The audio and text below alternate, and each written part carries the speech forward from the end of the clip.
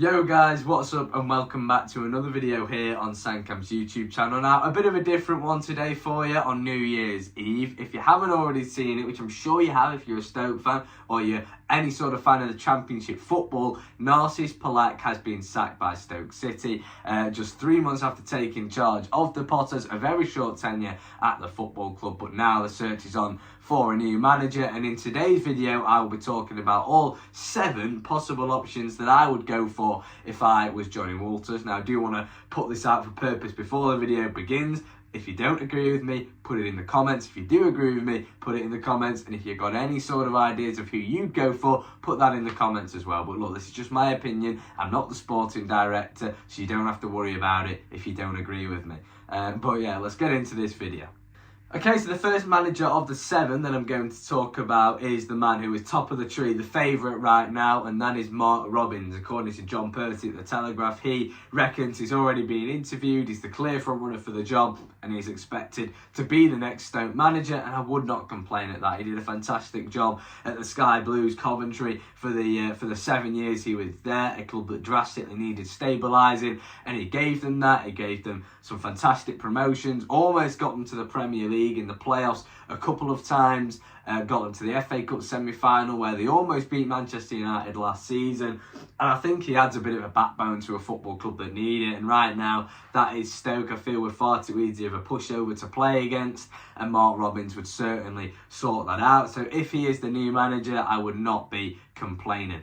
Second manager is David Wagner, the former Norwich and Huddersfield head coach. Now, he did a phenomenal job at the Terriers, taking them to the Premier League for the first time in the history of the football club, keeping them there, surviving for 1 season in the Premier League before getting relegated in the second year. But what a job he did there, and then he went to Norwich and got them in the playoffs as well. So he's got a good track record of getting teams in the Championship into the playoffs. He's got a promotion on his CV as well. So I certainly wouldn't see anything wrong with his appointment. He's very passionate. I think the fans would like him if results were going our way. So yeah, I think that would be a nice appointment, and he is one of the favourites at the minute alongside Mark Robins. Okay, so the third manager of this video is somebody who's not been mentioned in the bookies odds so far. He's certainly not been mentioned on social media, and I don't understand why. I think he'd be a really, really good fit for Stoke, and I'd certainly be willing to give him a chance, or at least a chance at an interview if I was Johnny Walters. But maybe he has, we don't know. But that would be Des Buckingham. Now, hear me out on this one, hear me out, because he's a young manager, he's very promising, he's in his late 30s at the moment, and he's done really well wherever he's been so far. If you didn't know, he actually managed Indian side Mumbai City for a while. He took them to an invincible title-winning season in the Indian League. He also took them to be the first ever Indian side to win a Champions League game. And then he went to Oxford in League One, took them up via the playoffs, got them into the Championship, and then had a very solid start. They sat 20th in the Championship table before Oxford decided to part company with them. And I was surprised by it, to be honest, and so were the Oxford fans. They liked him. They were in a pretty stable position. They'd had a good start to the campaign. Their home record was really, really good. Away record, not so good, but you do often see that when teams come up from League One to the Championship. It's a big step. Unless you have Kieran McKenna and Ipswich, obviously. But yeah, I was really surprised to see him gone. If you didn't to see him go, sorry, get my English right. If you didn't actually know as well, he was one of the assistant managers at Stoke under 23 level before he took charge of Indian side Mumbai City. So he does have some sort of connection with Stoke in his coaching career so far, and I think it would be a real good option for Stoke to look towards. Whether they have or will, probably not, but I don't know, that's just somebody that I'd certainly throw in the mix for the job. Okay, so the next manager is somebody who apparently is not in contention for the job, but these are 7 managers that I'd go for if it was up to me, or I tried to go for anyway. It's not 7 managers that are linked to the job. And that is Steve Cooper. I think he would be a really good fit for Stoke. I mean, he did the same sort of job that he's doing at Stoke with Nottingham Forest, a club that was sinking, were far below where they wanted to be for the size of the club they are. They were strangling towards the relegation zones earlier in the season to what Stoke are in right now, I will say that. But then he took them on that incredible run, united the fans, united the club and the players, took them to the Premier League and stabilised them there for about a year and a half before he got sacked and the job went over to Nuno Espirito Santo. He then went to Leicester in the Premier League at the start of this season. Didn't start that badly. They were above the relegation zones when the Foxes decided to sack him. I think it was a bit harsh personally, but I do also see the reasons why they went for that decision. But I mean, he'd be a great appointment for Stoke. The fans would absolutely love him. He's very passionate. Like I say, he's got a good record of getting the fans on side with the players, connecting them with the players in the club when it's needed most, like at Nottingham Forest.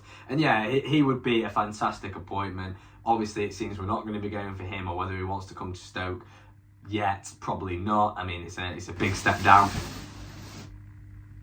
Sorry, it's a big step down from the Premier League, Leicester and Nottingham Forest to Stoke, sitting near the relegation zones of the Championship. But I think the next move for him in his career is a Championship job. But to be honest, I could see it being someone at the level of West Brom, for instance, right now, that are more near the playoffs. Fifth manager of the video now, and this is Russell Martin, recently sacked from Southampton. Now, I'm not stupid. I know this would be very, very unlikely, but he is somebody that I would love to see at Stoke. He's got the perfect track record for the job that he's doing at Stoke right now. When he went to Swansea, they were in a little bit of a predicament, really. A little bit of a mess behind the scenes and on the pitch a little bit as well. He sorted that out fantastically after leaving MK Dons after a good managerial tenure there. Like I say, went to Swansea, stabilised them really well, put them in a comfortable position for when he left to Southampton, took them up via the playoffs last season, beating Leeds in the final.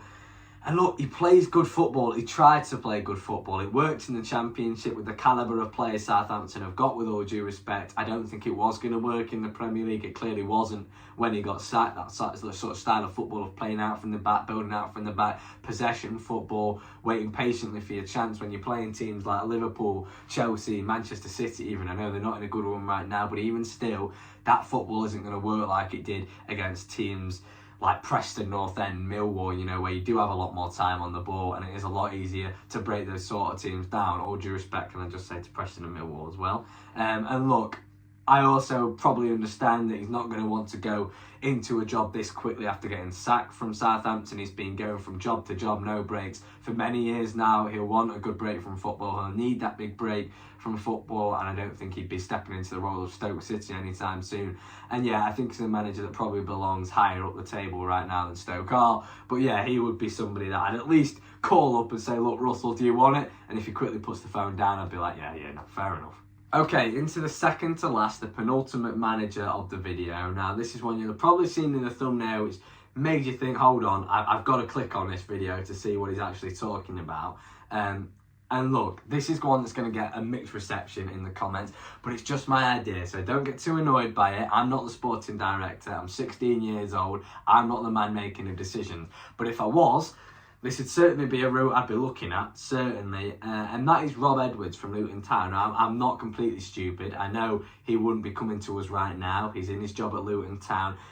Probably not for much longer. He's under a lot of pressure at the minute, and that links into my idea that he'll be gone very soon as Luton manager. And obviously, if he isn't and he faces an upturn in results at Luton, he's obviously not going to come to Stoke. But if he does get sacked by Luton, this is my theory. So, he started his managerial, well, the first time he really made a name for himself in his managerial career was at Forest Green Rovers, took them back-to-back promotions from the National League to League Two, League Two to League One. A great story that was. He then left them, and look where they are a couple of years later in non-league. I think that says a lot about him as a manager. He then went to Watford after their relegation from the Premier League. Didn't do a very good job there, I will be honest. Got quickly sacked very quickly into the season. Then he replaced Nathan Jones at Luton and completed that fantastic story of taking the Hatters to the Premier League.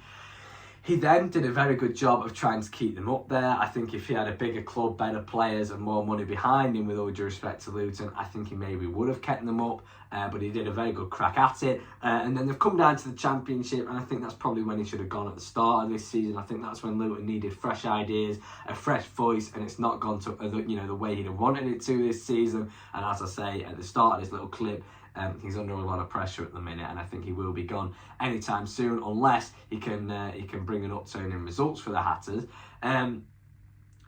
But yeah, it'd certainly be somebody I'm looking at, and not right now. Even if he did get sacked by Luton tomorrow morning, you know, he wouldn't come straight into a job. He'd need a break. He's had a very hard, very long job at Luton Town. He's done really well, in my opinion, other than maybe this season. And he'd need a break, maybe till the middle of February. But I have got a theory for that as well. But yeah, that one, I do just want to say as well, I know that was my most unlikely shout of the video. Maybe a little bit ludicrous in some ways, but I like it. I really do. I really like that idea. Okay, moving on to the final shout, the final managerial idea of the video. And this sort of links to Rob Edwards once again. But it's Ryan Shawcross. Of course, it has to be mentioned. He's managed one game for us, other than the Carabao Cup tie with Fleetwood. But one game since the sacking of Narcis Palak. And he's won it. He's ended the winless run against a very good side in the form of Sunderland at home. And it was big. It was really big. I think you saw a different Stoke side, a Stoke team that was not a pushover, was not easy to beat like we have been under Narcis Palak. And it was really good to see. There was a bit of grit about Stoke. I mean, he said after the game that he asked for the Stoke team, he told them what he thought an old Stoke was, a good Stoke was, and he asked them to go out there and deliver that kind of performance. And that's exactly what we saw, a real determined Stoke side that fought till the end, were not easy to break down. Yes, obviously we conceded a few chances, some big ones that Sunderland probably should have capitalised on, but you're never going to see an incredible defensive performance, all because of Ryan Shawcross when he's only managed one training session. But there's also the other side to the argument, and because he's only managed one training session and one game, that doesn't mean that he deserves the job full time, and I'm not saying that. But it's certainly an option we could look behind. I mean, the reason it links to Rob Edwards is that maybe, especially if we got a good result away at Burnley on New Year's Day, which is tomorrow, obviously, then I'd certainly give Ryan Shawcross longer as interim manager. Just see what he can do. Give him a chance. You know, if he can get good results and good performances out of the players, there's no reason to get rid of him and go for somebody else. And you'd have to see a really good run of performances and run of results for him to get the job full time after a short basis. But it could happen. You never know. I mean, if, like I say, we do get a good result away at Turf Moor, which would be incredibly difficult to do against Scott Parker's side, I think then you'd have to give him maybe 6 or 7 games, maybe until the middle of February, just see how we can do. And if it's not going very well then we look to go for a more permanent option. And maybe then Rob Edwards will be sacked and we go for him, who knows. Or we go for Mark Robins then on a permanent option, and I'd be very happy with that as well. Or any of the 7 managers I've said in this video, can I just clarify? Any of them I'd take on a permanent basis. But look, we'll have to wait and see what happens. It's going to be very, very interesting to see where Stoke go from here. There is quite a lot of options that Johnny Waters can look at. I think the 2 most likely ones right now is we see a good Stoke result away at Burnley and Shawcross keeps the job for a little bit longer. And then if it doesn't go very well, you know, we look for a new manager either in February time or at the end of the season.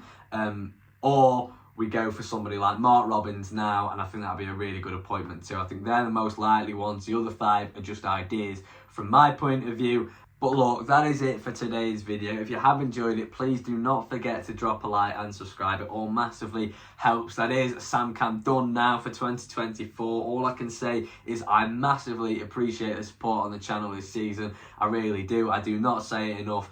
But I genuinely, all your likes, your views, all the subscribers that I've had this season, it truly helps. It helps the channel keep going, keep growing. And I genuinely want to say thank you to every single one of you that supports the channel. And we're going into 2025 stronger than ever. And hopefully the videos and Stoke results can be stronger than ever as well. But yeah, no, that is all for SamCam from 2024. And I will see you in 2025. That is SamCam. Peace out. Oh, Happy New Year as well, by the way. Happy New Year.